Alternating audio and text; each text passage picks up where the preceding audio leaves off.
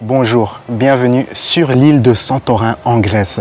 Dans cette vidéo, j'explique comment les mauvaises nouvelles sont parfois des bénédictions cachées qui permettent d'aller vers quelque chose de mieux que ce que l'on avait espéré.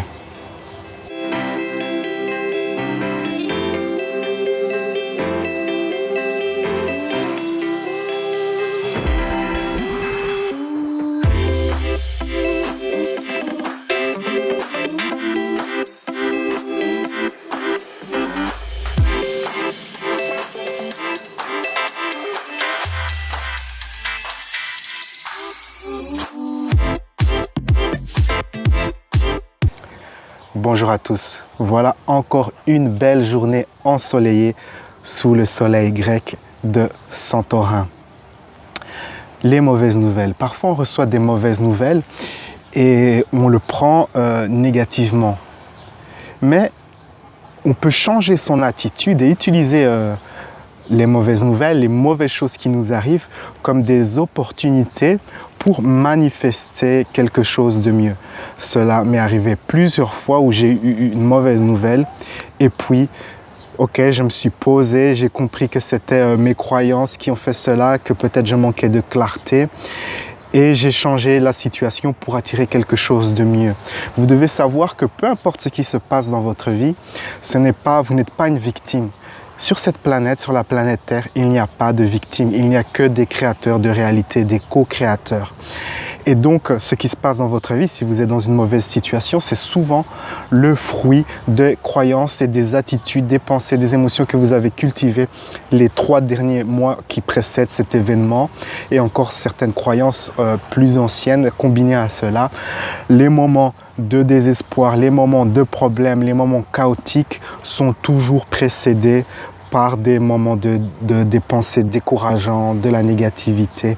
Et cette négativité s'accumule, ou parfois ce n'est pas de la négativité, c'est plus du manque de clarté. Le manque de clarté s'accumule et vous créez une situation qui n'est pas désirée. Donc comprenez que ce qui se passe dans le monde extérieur, cela n'a pas réellement d'importance.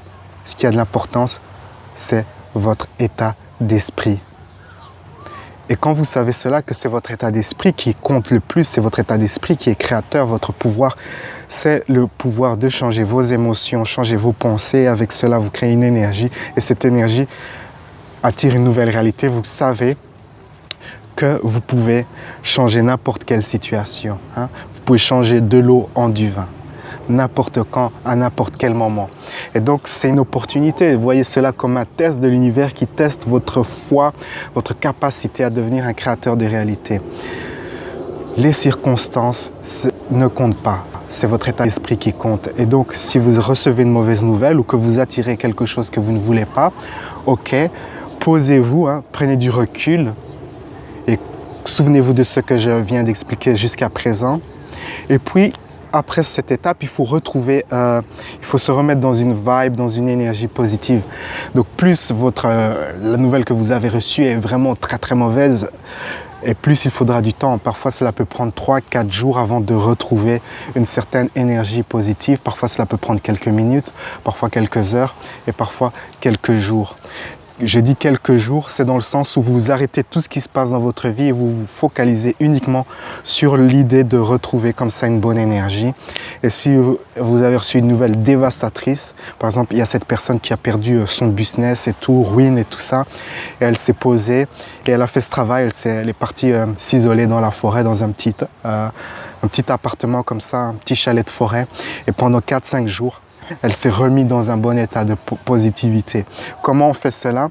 Eh bien, vous pouvez faire des listes de gratitude, vous pouvez vous souvenir des souvenirs agréables, vous pouvez noter vos succès, vous pouvez noter les choses que vous appréciez dans votre vie, sentir les choses que vous appréciez, sentir les choses pour lesquelles vous avez de la gratitude et accumuler comme ça, petit à petit, une énergie qui devient de plus en plus bonne et positive.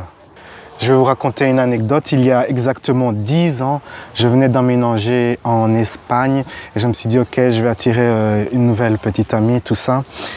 Et alors, j'ai fait l'exercice pour attirer une personne sans trop de clarté. Et la personne a apparu dans ma vie dès le lendemain. Et alors, après quelques jours, il s'est apparu. J'étais content, je me dis, ouais, ça a marché, une journée de travail et tout ça, super. Donc j'ai attiré la personne et puis ça n'a pas marché. Après 4 jours, cette personne avait disparu de ma vie. Et puis je me suis dit, ok, waouh, j'étais un peu déçu. Et puis j'ai compris que c'était dû à mon manque de clarté. Je n'avais pas bien clarifié ce que je voulais. J'avais une image floue.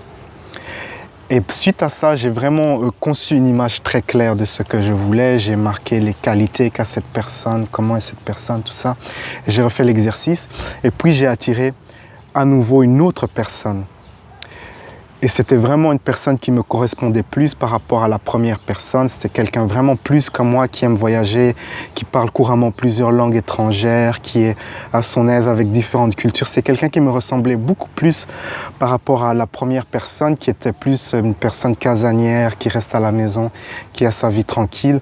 Et peut-être c'est pas ça que je veux. Et la surprise, en fait, c'est que physiquement, la deuxième personne ressemblait à la première personne, mais était mieux. Et là, j'ai compris que c'était un clin d'œil de l'univers, car j'attire vraiment 2 personnes qui se ressemblent physiquement, mais l'une me correspond plus par rapport à la première. Un autre exemple de ces situations qui se transforment comme ça, c'est ce couple qui avait décidé de manifester un restaurant comme ça pour vivre de la restauration, devenir restaurateur et tout. Et donc ils font les exercices et tout ça. Et puis ils attirent une opportunité de racheter un restaurant. Ils se lancent dans la transaction et tout ça, les affaires. Et puis l'affaire capote, ça ne marche pas, ils n'arrivent pas à racheter le restaurant. Et puis ils étaient vraiment très déçus. Et en se remettant en question, ils se sont rendus compte qu'il leur manquait. Et donc en explorant durant cette période de transaction, ils ont dû vraiment voir ce qu'il y avait dans ce restaurant et tout ça. Je vais attendre que l'avion passe.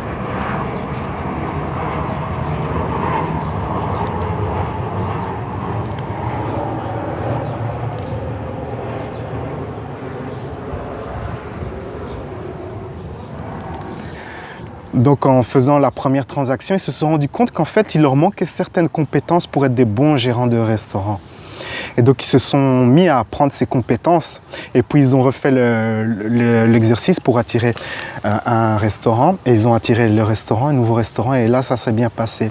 Mais ils ont compris que c'était une opportunité, le premier échec était vraiment une opportunité déguisée car ça leur a permis d'apprendre des compétences très importantes qu'ils n'avaient pas et s'ils auraient eu le premier restaurant, ils auraient probablement fait faillite après un certain temps. Et donc vous voyez comme ça que les mauvaises nouvelles, parfois, il y a soit une leçon qu'on doit apprendre, on attire quelque chose qu'on ne veut pas, mais c'est parce qu'on doit apprendre quelque chose, il nous manque une compétence, on a manqué de clarté, ou que sais-je. Et donc, on n'attire pas quelque chose d'idéal, et puis on fait ce qu'on a à faire, et paf, par la suite, on a notre miracle. Et parfois, tout simplement, on a cultivé de la négativité, et avec cette négativité, on a attiré un malheur. Et là, c'est l'invitation, l'univers, l'infini, le Créateur infini vous invite à vraiment devenir une personne qui s'aime, qui se donne de l'appréciation. Car je peux vous assurer que si vous vous aimez réellement, sincèrement, dans toutes les cellules de votre être, dans toutes les fibres de votre être, vous n'allez pas attirer des catastrophes. Attirer des catastrophes, des malheurs, des problèmes, c'est le résultat essentiellement de 2 choses. Du manque d'amour de soi, et aussi de vivre dans l'inconscience, ne pas être conscient de ses pensées, vivre un peu comme ça dans les nuages. Et comme ça, vivre dans l'inconscience, c'est un effet secondaire du manque d'amour. Donc vraiment, le manque d'amour, c'est vraiment la source des problèmes dans la vie. Et donc votre mission numéro 1, si je puis m'exprimer ainsi, c'est de cultiver de l'amour de soi. Constamment, tous les jours, cultiver de l'appréciation pour vous-même et de la gratitude pour ce qui se passe dans votre vie. Et de la joie dans votre vie, cultivez cela. Faites des listes de gratitude, c'est très important. Vous pouvez voir mon ancienne vidéo, routine matinale, où j'explique comment vous pouvez faire comme ça des routines matinales qui vous donnent de l'énergie. Et donc voilà, c'est ma petite vidéo du jour. J'espère qu'elle est très utile pour vous. Sur ces belles paroles, on se retrouve à bientôt. La vie est un voyage, appréciez la balade. Ciao, ciao.